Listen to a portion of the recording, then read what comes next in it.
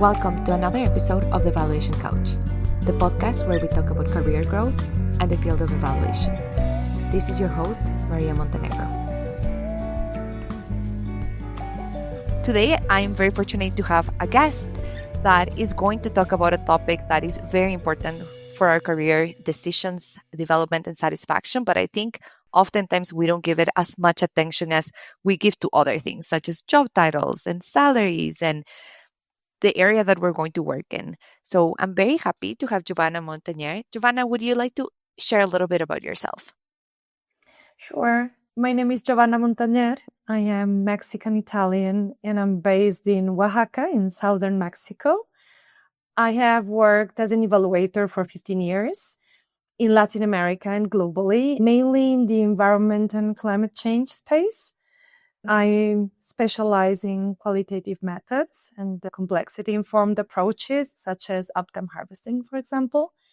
And for the past 4 years, I have worked with Bastel, an international development consulting firm with offices in Canada, Belgium, and France, and remote staff in several countries, like in Mexico, in my case. Wonderful. I would love to hear about all of your different experiences within evaluation. But there's also something you're very passionate about that you've been involved in for a few years, that is work-life integration. Can you tell me a little bit more about what work-life integration means to you and why it's such an important thing in your life? So by the term work-life integration, I understand an ongoing process to integrate the different parts of our lives, work, family, community, self-care, in a way that meets our personal priorities and needs. So this means that work-life integration will look differently for different people and also at different stages of people's lives.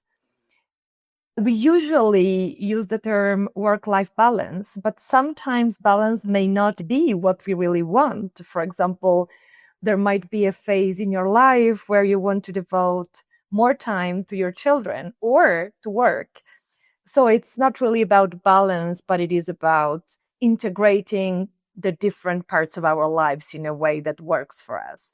And in this sense, work-life integration seeks to provide an alternative to the dominant work-first culture, I would say. That is interesting. Thank you for sharing and defining that term. I have to admit, I have mostly come around the term work-life balance, but as I'm hearing you reflect on why balance is not always what we seek and what we need in our lives, that term that you use makes a lot more sense to me. Can you share why this has been important for your career? I started reflecting on this a few years ago. It was 2017. I decided to leave a very demanding job as an evaluation manager, a job which I really loved and I was passionate about. 4 years, I had been working very long hours and taking very little time off work. And this was taking a toll in my personal life because I did not have much time or energy left for other spheres of my life that were important for me, like my partner, my broader family, building a community. As I moved on to other jobs, I kept facing the same challenges. So I started searching for guidance on how to do things differently. I read an article in the Harvard Business Review, which talked about an organization called Third Path. And I loved their approach and got in touch with them to see how I could get involved. So that's how my journey began. I've been part of this organization for a few years now. Third Path is a US nonprofit that assists individuals and families in redesigning their lives and organizations to make time and space for care work and other life priorities, while also pursuing paid work and fulfilling careers. I joined as an integrated life advocate. ILAs are people who are trying to walk the talk of work-life integration and build on their experience to influence wider change. We try to be role models and change agents in our work environments and the communities. That is so interesting. I think for some people, all we know is our 8 to 5 work life, Monday to Friday, sometimes even longer than that. I often have people asking me, how do you have time to do your podcast and all of these things? The reality is I do that after my work hours. I'm wondering if you could share what are the alternatives? What are some of the things you advocate for in the Third Path organization? It's difficult to provide a response because work life integration will look different for different people. Generally speaking, what people seeking work life integration have in common is that they intentionally apply strategies to organize work and life in a way that is more sustainable because it allows you to recharge your energy and make space and time for what matters the most to you, including care responsibilities, but not exclusively. So for couples with young children, it may mean to rethink how they work to more equally distribute childcare. For me personally, it has meant going from working 50 plus hours a week plus a very long commute in Mexico City to working 32 hours a week remotely while still doing a job that I'm passionate about and that is paid adequately. And this has allowed me and my husband to build a life that is closer to our values and to our needs. For example, we were able to move from Mexico City to Oaxaca to be closer to my husband's aging parents and enjoy a quieter life, which we had wanted to do for a long time. Giovanna, I'm curious if you can talk about how work life integration supports career satisfaction and overall well being. I think we don't talk about these topics as much as we give attention to what you should study in university, what your job is going to be, like what organization you can work in, what your salary is. But the work life integration piece is so central to our well being. Can you tell us more about how it contributes to our career satisfaction? The idea is that if you work in a sustainable manner, you're going to be happier doing your work and you're going to give the best of yourself. So it's going to be a win-win for everybody in the end. So for some people, this means doing what I did, a shift in the way I work, and not everybody have this type of possibilities. That's a privilege to be able to do so. Mm-hmm. I have learned that there are small things that can go a long way in improving our work-life integration, even if we don't have the possibilities to do big changes. Setting better boundaries, taking small breaks, or scheduling time for self-care activities. These small actions can really make a difference in day-to-day life, in my perspective. Definitely. As you know, this is a podcast for evaluators. We talk about having careers in evaluation. So I'm wondering if you can share how have you found the openness to work life integration and accommodations that work for different needs that people have in our field? What has that experience been on the different organizations you've been a part of? My experience is that in the evaluation field, we put a lot of emphasis on social inclusion and respect for diversity as we work with program participants and beneficiaries.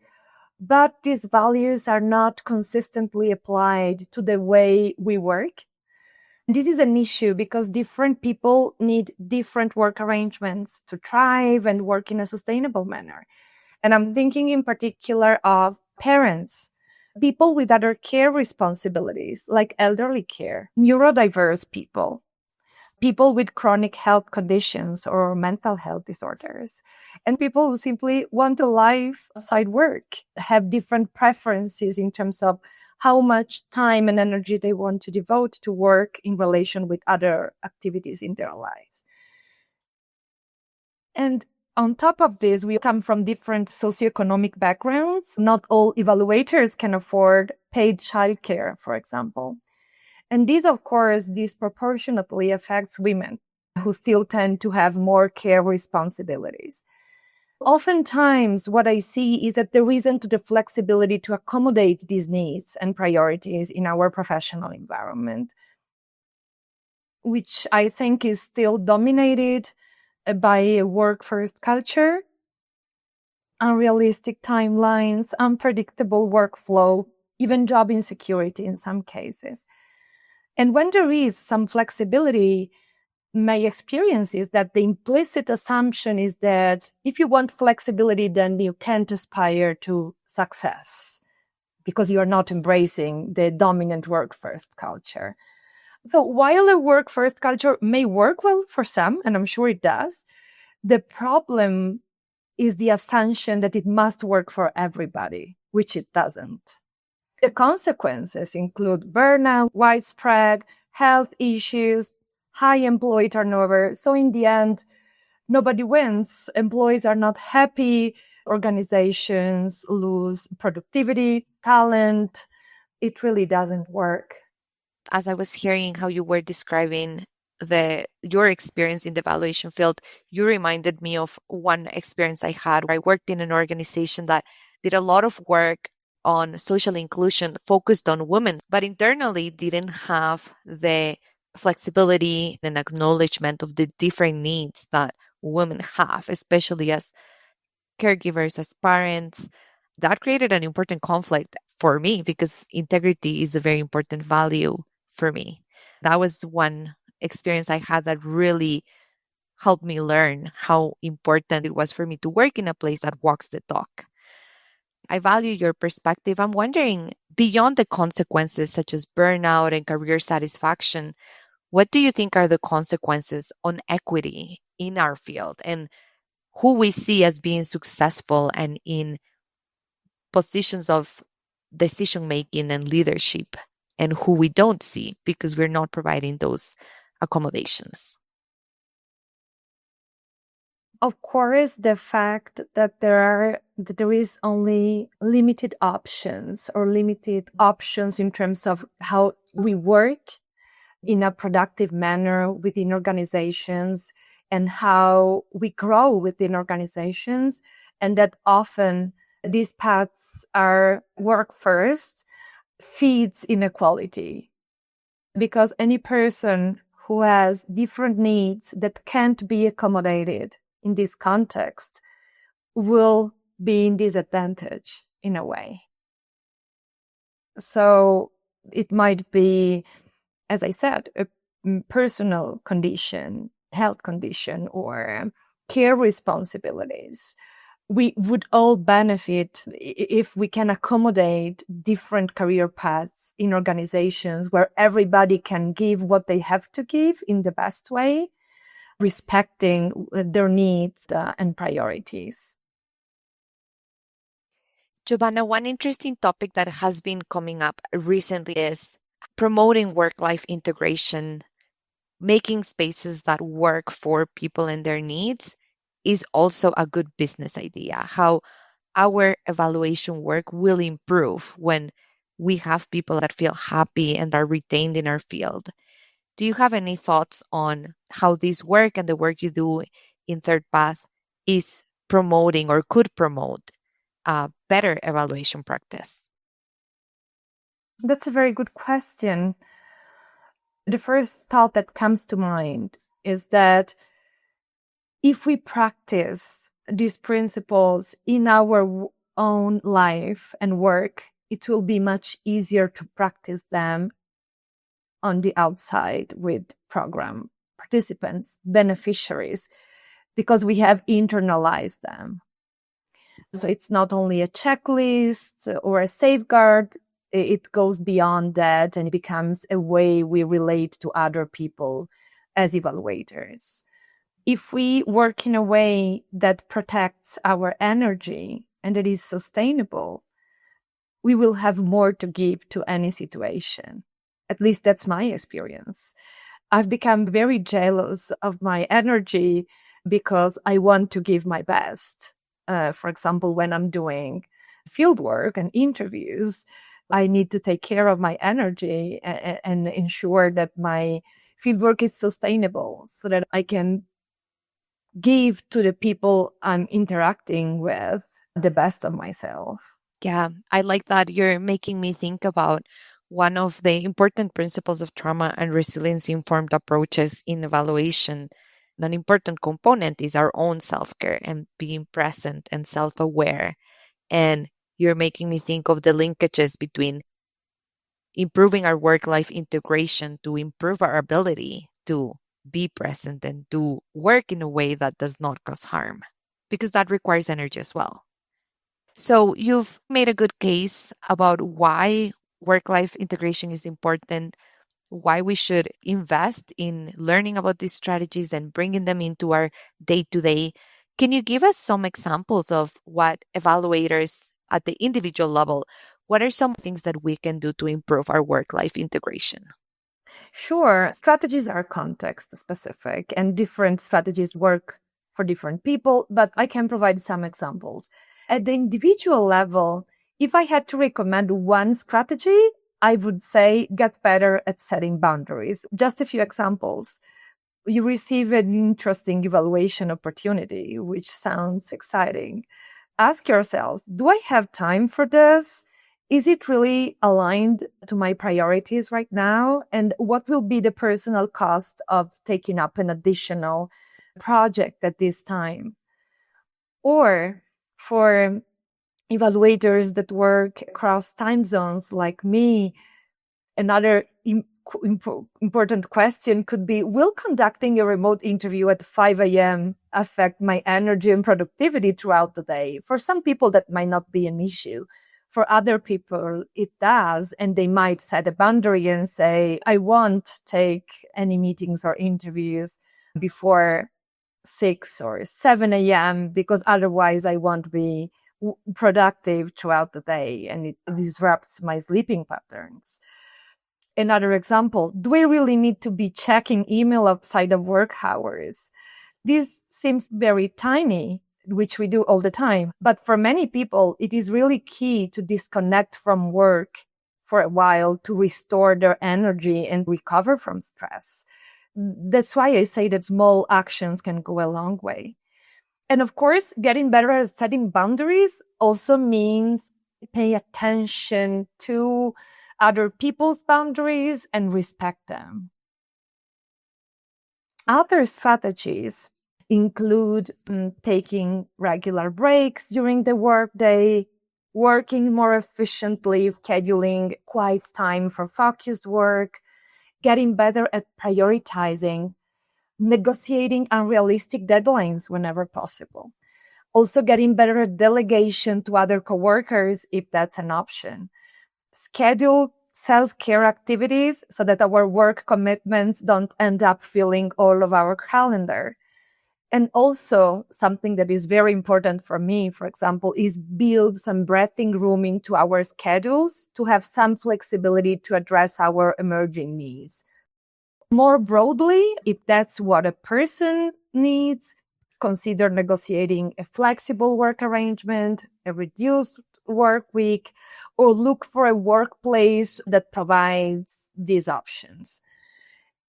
And finally, and probably this is the most challenging of all, redefine success by challenging the culture of busyness. This is very important and very difficult to do because we are immersed in this culture. Thank you so much. That was a lot. There's one topic that I would love to hear your thoughts on. I definitely identified with your example of the different time zones, meetings early in the morning, when I've been part of evaluation volunteering initiatives that have been key to my career growth. It has come with sacrifices like the ones you mentioned around waking up really early and sometimes having to make decisions around no longer participating or asking for accommodations. Sometimes I've had to ask that there's another way to participate because I cannot attend those meetings because I realize the impact it would have on my well being. When thinking about setting boundaries, being assertive, communicating our needs, one thing I do want to acknowledge is that sometimes society and people we work with are not used to having women be clear and communicate about this. I'm wondering if that's something that has come up in the work that you've done around work life integration, if you have any tips for women around this, or if you have your experiences to share in terms of being a woman and trying to set these boundaries. I think setting boundaries is an art and a continuous learning process. There is always ongoing negotiation between flexibility, which is essential to work with other people, and getting our needs met. Part of the art of setting boundaries is to understand where we can be flexible, where it is worth the flexibility. There might be a project we are really interested in. We think this is worth the sacrifice of taking this meeting at 5 a.m., but you don't do it every day. You know it is exceptional. It's also a learning process for the people you interact with because they might not be used to this way of setting boundaries. My experience, maybe I was very lucky, but I haven't experienced pushback, not recently, maybe earlier in my career. If you are in the right work environment and if you work on how you communicate boundaries, that works pretty well. If boundaries receive a strong pushback, it might be a sign that you are not in a good workplace. If those boundaries are reasonable. My experience as a woman in terms of the implications of setting boundaries are that sometimes they can be interpreted as a lack of ambition. And that's why I'm talking about the importance of building different career paths. It's not only about flexibility in the reduced work weeks and different work arrangements. It's also about providing different paths to career development for people that want to work in different ways. There is no reason why working a reduced week, more flexibly or from home, should have an impact in your career advancement. For example, if you are able to achieve organizational goals, project objectives, etc. That's the main challenge. How do you advance professionally if you're trying to do things differently? It's not always easy, even if those boundaries are accepted. Yeah, and I like what you said around those little clues when setting boundaries is not well received. On the one hand, we have to work on our skill of setting boundaries because it is definitely a skill. And I like that you acknowledge that it's an ongoing learning process. And also the work environment we're in. You're making me think about all the interview questions that I could ask organizations to assess whether they are open to work life integration and how important that piece of information is when we're deciding whether to accept a position or not. That's definitely a great idea. And that's something I have done. I have asked questions around what are the expectations, what type of flexibility there is. It's useful to do it if we have the opportunity and we can afford the luxury to ask these questions. And if we see that we are talking to a probably receptive person, which is not the case for everybody. And this is important to take into account. So there's work we can do for ourselves as evaluators, as the people being interviewed when we're looking at options. But I like that you acknowledge that's a privilege and not everyone can be in a situation where they can even afford to consider that. So that brings me to the responsibility and the role of employers on Yeah. bringing work life integration into the way they operate. What are some effective strategies that employers can look into to start making these spaces more flexible so that they work for everyone? So organizations have a key role to play because there is so much an individual or a family can do. One thing organizations can do is promote a work culture that supports organizational goals without creating chronic overwork. and develop ways to better manage episodic overwork, which is probably unavoidable. Senior staff should be role models in this different work culture. Another thing organizations can do is support flexible work arrangements for any reason, as long as they meet the needs of the employee, get the work done, and work for colleagues and clients. And this might mean developing new organizational policies and different paths to professional growth and success for people. Another area where organizations have an important part to play is collective boundary setting. Boundary setting is not only an individual endeavor, it's something we do as an organization when we make decisions on the right amount of work given the resources and staff we have, for example, or the right amount of flexibility around where and when the work gets done, which is the whole discussion around hybrid and remote work. Does it work? Under what conditions and for whom?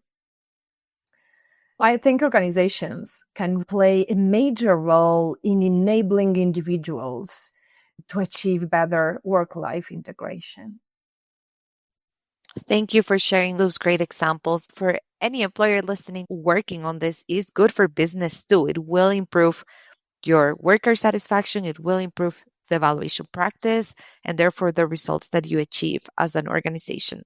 I would love to see more organizations adopting these policies. Giovanna, as we're wrapping up, I'm wondering if you have any advice for evaluators, people earlier in their career or going through transitions regarding work-life integration.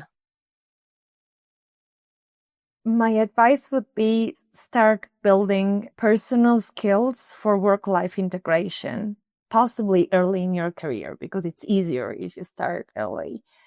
I have seen many early career professionals in the evaluation field focus on career advancement at the expense of their well-being or other important dimensions of their lives.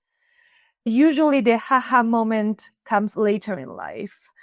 In mid-career, when the negative effects of this approach to work become more apparent. Another opportunity that I see is that early career professionals will be creating new organizations. And this is a great opportunity to develop business models that embed work-life integration. Start with personal practice and bring this into the organizations you are creating or where you are working. Thank you, Giovanna. To build off of that, we've had 3 amazing interviews with people from earlier generations of evaluators, millennials creating these workspaces. We're already starting to see it within our field, and I'm hoping we see more and more of it as the newer generations start developing these skills and applying them to their life. Before we close off, I do want to acknowledge that we are experiencing very challenging times with the US funding freeze on international evaluators, and people worldwide are being impacted that have had to transition, are unemployed. Giovanna, how can work life integration be applied in these scenarios our where our job positions are less stable and our career is facing uncertainty? This is an issue we have been discussing in the third path community even before the US funding freeze, as different global crises are overlapping and increasing our uncertainty in our lives. Some things that can help include making a continuous investment in a strong community of support, both professional but also on the personal level. Take actions that help you build buffers and keep your perspective. Focus on acting on what is under your control. Analyze how the professional environment is shifting, how it may affect you, and what you can do about it. Also, keep a balanced information diet. For example, I'm trying to remind myself, do I really need to read another article or post on the US funding freeze? Maybe not. Maybe I know enough to take the actions that I need to take. Activities that help you center yourself, like exercise, mindfulness, whatever helps you center yourself, is a good idea at these times. And finally, some people might need to build spaciousness into their week to manage the additional mental or emotional load that the situation is creating. For example, I recently came across the concept of bare minimum days, which means that some days you won't be able to give your best, and you need to acknowledge that and do what you really need to do. Prioritize, focus on the things that you really need to get done during the day. Then open up as much space as possible for you to rest, recover, do something that makes you feel better. So that's also a strategy that can help to manage these uncertain times. Thank you so much for all of those great tips and advice. I think it's important for people to keep in mind, regardless of where they are, if they're facing uncertainty, if they're looking for a job, which can be a full time job in itself, to go back to these tips and think about how they can integrate them into their day so they can navigate this successfully.